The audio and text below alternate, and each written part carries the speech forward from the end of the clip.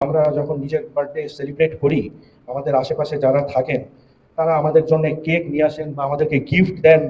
বাড়িতে মা আমাদের ইচ্ছা মতন খাবার বানিয়ে দেন। তো আমাদেরও ঠাকুরের জন্মদিনে এরকম কিছু করা উচিত যেটা ঠাকুর পছন্দ করতো। যে আমাকে যদি কোনো কেউ একটা ইলেকট্রনিক জিনিস এনে দেয়, একটা গ্যাজেট দেয়, আমি খুশি হয়ে যাবো, কারণ আমার আকর্ষণটা সেখানে আছে। কাউকে কোনো মহিলা যিনি আছেন তাকে যদি কেউ কোনো জুয়েলারি সেট দেয় বা কোনো বস্ত্র, কোনো সুন্দর শাড়ি, তিনি খুশি হয়ে যাবেন। আমাদের লিমিটেশনটা এখানেই বোঝা যাচ্ছে, আমরা ওইটুকুর মধ্যেই আছি। কিন্তু ঠাকুর তো কোনো ওয়ার্ল্ডলি জিনিসের মধ্যে আটকে নেই। ঠাকুরের চেতনাটা যে কি জিনিস সেটা আমাদের একটা জীবনে বোঝাও, আমাদের মানে একটা জীবনটাও সেটার জন্য অনেক শর্ট পড়ে যাবে। কিন্তু ঠাকুরেরই বলা আছে যে তোমরা বেঁচে থাকো, তোমরা থাকো, তোমরা ভালো হয়ে ওঠো, তোমরা হয়ে ওঠো, বি অ্যান্ড বিকাম। এটা ঠাকুর বারবার করে বলেছেন আমাদের সকলকে। তো আমার মনে হয় যে অ্যাজ এ গিফট আমরা ঠাকুরকে নিজের বিং অ্যান্ড বিকামিংটাই দিতে পারি। নিজের বিং অ্যান্ড বিকামিংটা যদি দিই, সেটা কি ফর্মে দেব?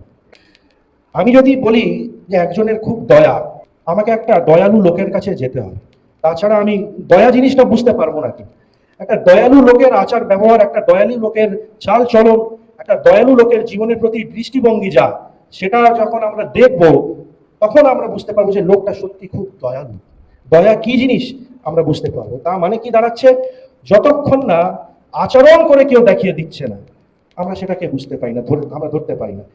স্কোয়ার কাট, ক্রিকেট ক্রিকেট খেলতাম ছোটবেলায় আমি, স্কোয়ার কাট খুব সুন্দর শট, কিন্তু যতক্ষণ একটা ভালো ব্যাটসম্যান একটা স্কোয়ার কাট করে দেখাচ্ছে না, বা একটা লং ড্রাইভ করে দেখাচ্ছে না, বা একটা কভার ড্রাইভ করে দেখা, আমি বুঝতে পারবো যে মানে কি বলতে চায়, শটটা মানে কি। ঠাকুর হলেন এরকম এক মানুষ যার কাছে গেলে পরে আমরা লাইফের প্রত্যেকটা ফ্যাকাল্টিস, প্রত্যেকটা ফ্যাসেটের আচরণ আমরা দেখতে পাই, এবং যে যা নিজের প্রবৃত্তি নিয়ে গেছে ঠাকুরের কাছে, সে ওরকম ভাবেই জিনিসগুলোকে দেখেছে। এবং ফর এক্সাম্পল, যার চেতনা যত বেশি হবে সে ঠাকুরকে সেই রূপে দেখছে। আমি এখন গ্রাউন্ড ফ্লোরে আছি, গ্রাউন্ড ফ্লোর থেকে আমার যে দৃষ্টিটা যতটুকু আমাকে অ্যালাউ করছে, আমি জামশেদপুর শহরটাকে ঠিক কতটুকুই দেখবো। আমি ক্রমশ যখন গ্রাউন্ড ফ্লোর থেকে সেকেন্ড ফ্লোরে যাব, থার্ড ফ্লোরে যাব, আমার লিমিটটা কিন্তু অতটা বাড়তে বাড়তে যাবে।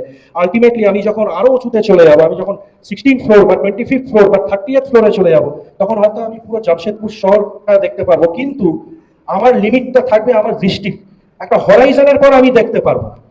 এটা হচ্ছে আমাদের লিমিটেশন।